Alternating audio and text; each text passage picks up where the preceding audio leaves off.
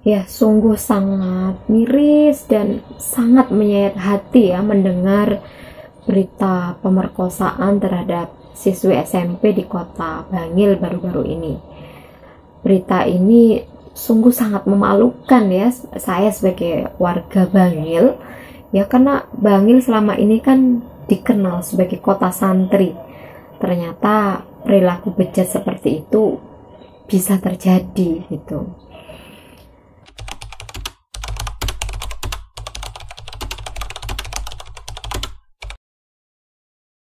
Berita ini mendadak viral ya dan menjadi buah bibir masyarakat Bangil.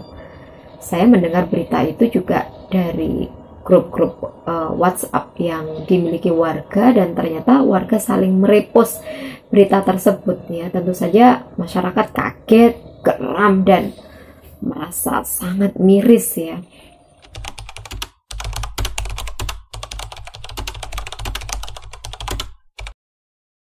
Benar sekali, kejadian seperti ini memang bukan pertama dan bukan satu-satunya. Akhir-akhir ini sering kali berseliweran ya berita tentang pemerkosaan, perzinahan gitu ya. Termasuk yang terjadi di kota Mojokerto beberapa waktu yang lalu ya, di mana ada 3 bocah yang memperkosa siswi TK ya. Astagfirullah. Ya, karena memang hari ini kebebasan ya, nilai-nilai kebebasan itu memang menjadi sesuatu yang sangat diberikan ruang yang sangat lebar ya, dengan alasan kebebasan, hak asasi manusia ya, bermunculan ribuan situs porno setiap hari. Kalaupun ada lembaga Kominfo yang memblokir situs porno ini, ternyata masih banyak situs baru yang bermunculan ya, sehingga wajar ya masyarakat menilai pemerintah ini belum serius gitu. Dari misalnya 30 juta situs porno, ternyata pemerintah baru bisa memblokir hanya 2% gitu kan ya. Kemudian akses internet ya melalui gadget yang hari ini membuat remaja itu kan semakin mudah terpapar pornografi.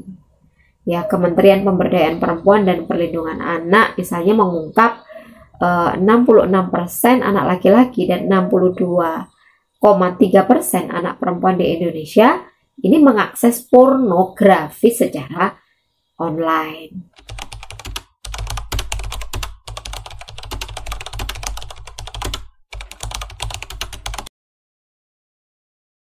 Inilah yang menjadi salah satu penyebab ya kenapa pemerkosaan, perzinahan hari ini tuh kian marak.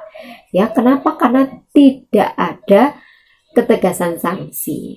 Ya, dalam naskah KUHP terbaru misalnya ya, itu tindakan zina itu baru bisa diusut jika ada aduan dari pihak yang dirugikan. Dan dalam hal ini adalah pasangan ya, suami atau istri, anak atau orang tua saja yang bisa melaporkan. Artinya jika dilakukan suka sama suka, maka tidak akan ada pidana. Ya, atau aparat juga tidak boleh menindak perzinahan misalnya di hotel-hotel karena bukan pihak yang dirugikan gitu. Sanksi yang hanya 6 bulan bagi pelaku kumpul kebo atau 1 tahun maksimal bagi pelaku perzinahan juga tidak akan membuat orang jera karena terlalu ringan ya.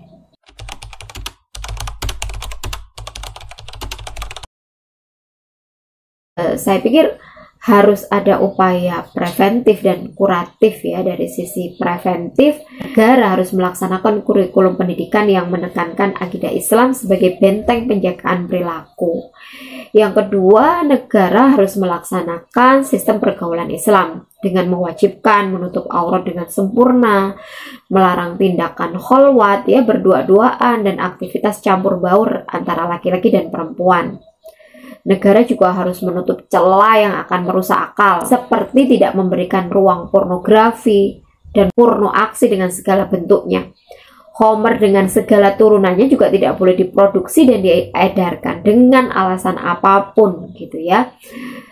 negara juga harus mendorong warganya yang sudah siap menikah untuk menikah dan kemudian memberikan kemudahan dalam aturan pernikahan gitu.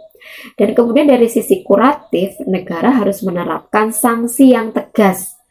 Dan negara yang bisa menerapkan seperti itu hanyalah negara Islam, yakni khilafah gitu ya. Karena hari ini kita tidak menerapkan aturan Islam secara menyeluruh gitu. Hari ini negeri ini yang masih menerapkan sistem demokrasi, di mana dalam demokrasi itu memang ada kebebasan yang harus jaga, diantaranya adalah kebebasan berekspresi, dan ternyata ini menjadi sesuatu yang mengganjal ya, artinya sesuatu yang ternyata memberikan ruang ya, aktivitas perkosaan dan perzinahan ini justru semakin meluas ya.